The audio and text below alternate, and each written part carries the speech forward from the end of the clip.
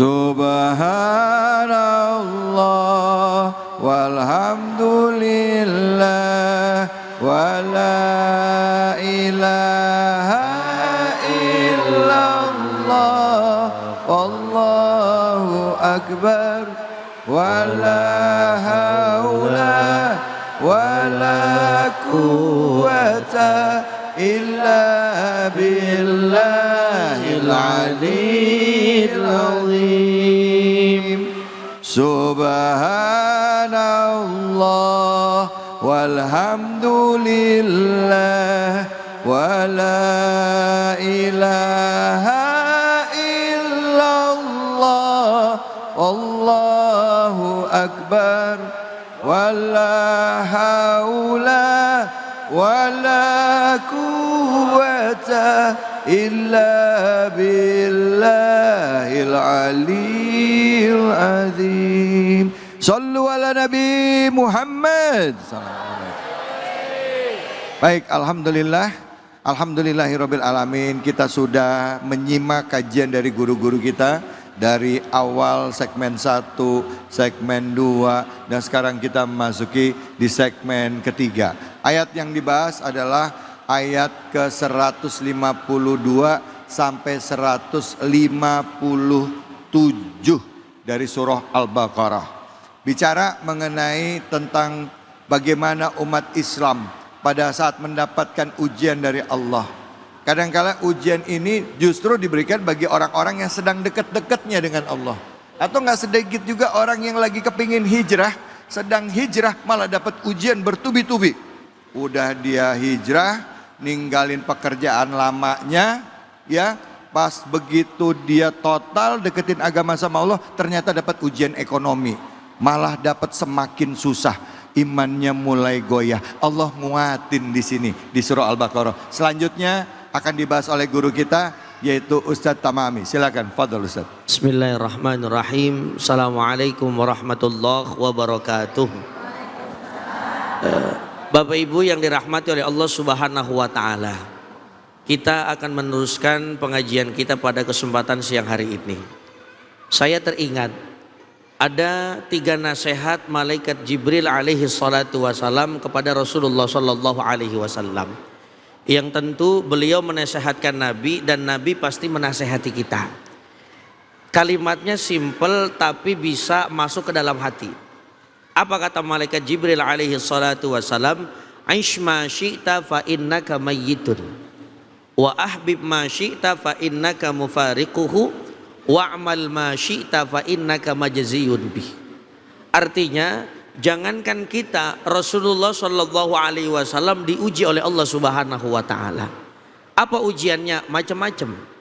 Bahkan dalam nasihat ini dikatakan Aish ma syi'ta fa innaka mayyitun. Ya Nabi, ya Rasul, kamu silakan hidup terserah, tapi ingat semua kita akan menjadi seorang mayat. Artinya setiap kehidupan ini akan ada kematian. Artinya ketika ada awal pasti akan ada akhir. Ada yang hidup, ada yang mati. Bu, sekarang pertanyaan, gampang gak kira-kira nginget mati? Gampang apa gak kira-kira? Gampang-gampang susah. Kalau kata guru saya, kalau mengingat-ingat mati gampang. Ngeliatin orang bunting. Orang bunting kan apalagi udah 9 bulan akan ada anggota baru yang akan lahir ke muka bumi ini. Kalau main bola, ibarat kata main bola, ada pemain inti, ada pemain cadangan. Yang pemain inti udah capek, siap-siap diganti sama pemain cadangan. Nah, akhirnya dari nasihat Jibril alaihi salatu wasallam kepada baginda Nabi besar Muhammad sallallahu alaihi wasallam, ini menjadi nasihat kita. Siapapun manusia di muka bumi ini pasti akan diuji, entah itu dari harta, entah itu dari keluarganya, ditinggalkan oleh orang yang tercinta. Ada anak lagi sayang banget sama orang tuanya karena mungkin baru dapat kerjaan, baru bisa membagi orang tuanya, ternyata orang tuanya dicabut nyawanya oleh Allah Subhanahu wa taala. Padahal dia niat kerja ngasih rezeki kepada orang tuanya supaya rezekinya semakin ngalir lagi. Karena apa? Doanya orang tua. Karena doanya orang tua kan doa yang paling mustajab, doa yang paling manjur. Makanya kita sebagai anak kalau kehilangan kita punya ibu, seakan-akan burung kayak patah sayapnya sebelah. Betul apa betul? Tuh.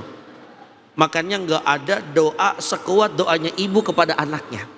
Tapi bagaimana lagi? Seumpama Allah Subhanahu wa taala cabut nyawa ibu kita. Kita lagi sayang-sayangnya, kita lagi ngasih-ngasihnya orang tua, tapi ternyata Allah punya takdir lain sehingga kita diuji oleh Allah Subhanahu wa taala.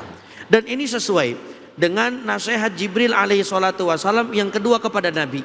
Apa kata beliau? Wa ahbib ma syi'ta fa innaka mufariquhu. Apa artinya? Cintai siapapun yang ada di muka bumi ini, termasuk suami, istri, anggota keluarga, tapi ingat, fa innaka mufariquhu, engkau itu akan berpisah dengannya. Contoh yang paling gampang tadi saya sampaikan di segmen pertama. Nabi dipisahkan oleh istrinya. Udah begitu Bu, jarak makbarah kuburannya Nabi dengan istrinya bedanya jauh luar biasa. Rasul dimakamkan di Masjid Nabawi yang ada di kota Madinatul Munawwarah. Khadijah Al-Kubra binti Khuwailid dimakamkan di mana? Di Jannatul Ma'la yang ada di Makkatul Mukarramah. Itu kalau secara jarak kurang lebih hampir 550 km. Itu kalau dihitung. Ustadz tahu pernah baca, cuman saya bukan yang ngukur. Kalau kita naik bis itu mungkin antara 4 sampai 5 jam. Artinya benar-benar di sini Allah ingin memberikan pelajaran kepada kita. Kita ini pasti akan dipisahkan kepada orang siapa yang kita cintai. Maka jangan khawatir ya Bu, sehebat apapun Allah menguji kita dengan kita berpisah dengan anggota keluarga kita, mudah-mudahan nanti bisa dipertemukan di mana? Di surganya Allah Subhanahu wa taala. Amin ya rabbal alamin. Yang penting ridho dengan apa yang Allah Subhanahu wa taala takdirkan. Bener, ridho itu nggak gampang ya Ustadz ya. Ridho itu sulitnya luar biasa. Tapi kalau kita latih, misalkan dapat segini, alhamdulillah. Dapat segini, alhamdulillah. Lagi kena musibah ini, alhamdulillah. Sehingga latihan itu akan terus berjalan. Kalau nanti kita ketemu musibah yang lebih besar lagi, nggak kaget. Udah pernah keles, begitu kira-kira. Begitu kurang lebih. Tadi Ustadz bilang, menarik juga Ustadz bilang, kena musibah, alhamdulillah, ya kan? Itu mungkin buat orang yang tingkatannya udah ini ya. Saya dengar orang-orang soleh itu begitu dapat musibah, dia bukan bilang innalillah, malah bilang alhamdulillah. Berarti Allah masih perhatian sama saya. Allah sayang sama saya. Nah, buat kita yang awam ini, kita kalau kena musibah bilangnya innalillahi wa inna ilaihi rajiun. Ada tambah lagi doanya Pak Ustadz? Apa tuh? Tadi apa?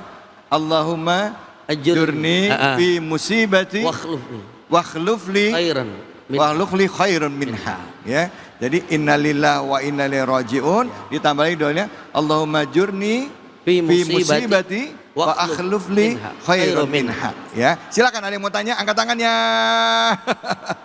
Oke, silakan. Ya. Cowok ini, anak muda, silakan.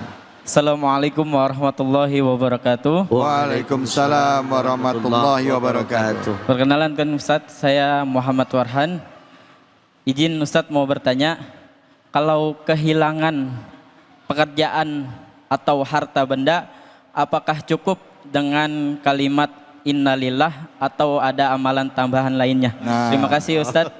Wassalamualaikum warahmatullahi wabarakatuh. Waalaikumsalam warahmatullahi wabarakatuh. Nama siapa tadi nama? Muhammad Farhan. Muhammad Farhan. Kirain tadi kehilangan dompet. Kalau kehilangan dompet, lapor kemana Pak Ustadz? Nanti kehilangan pekerjaan. Silakan Ustadz. Pada.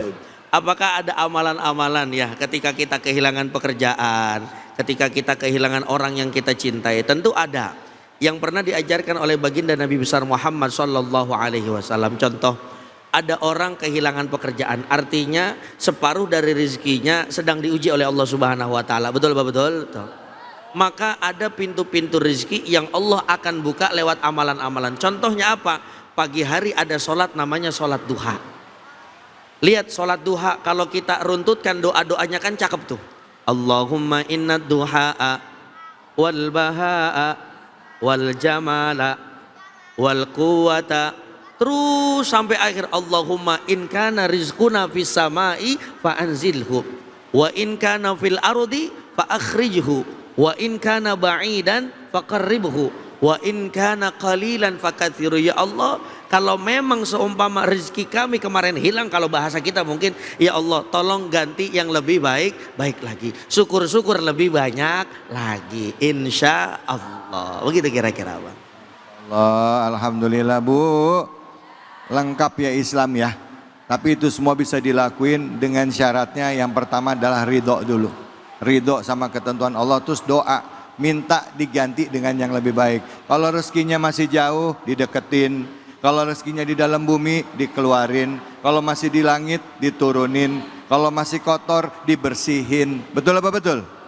Betul, amin ya robbal alamin. Jangan kemana-mana, kita lanjut lagi. Masih surah Al-Baqarah. Bicara orang-orang yang lagi diuji. Mungkin di antara Anda atau kita semua di sini ada yang sekarang sedang menghadapi ujian dari Allah. Entah itu dalam bentuk harta, dalam bentuk nyawa, dalam bentuk usaha yang sulit, dalam bentuk macam-macam. Ya, yuk sama-sama kita ngaji. Semoga Allah beri ketenangan kepada kita. Hanya di sini di Cahaya Hati Indonesia.